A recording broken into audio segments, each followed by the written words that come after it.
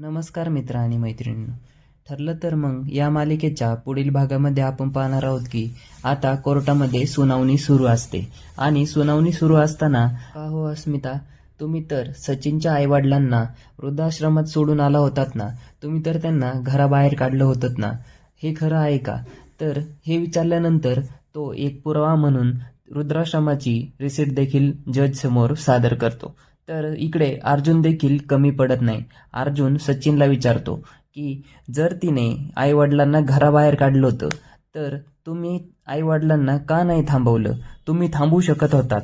आणि त्यानंतर तो बोलतो की आता मी अशा व्यक्तीची साक्ष सादर करणार आहे जी साक्ष आपल्यासाठी आणि या केसच्या निकालासाठी खूपच महत्त्वपूर्ण ठरणार आहे.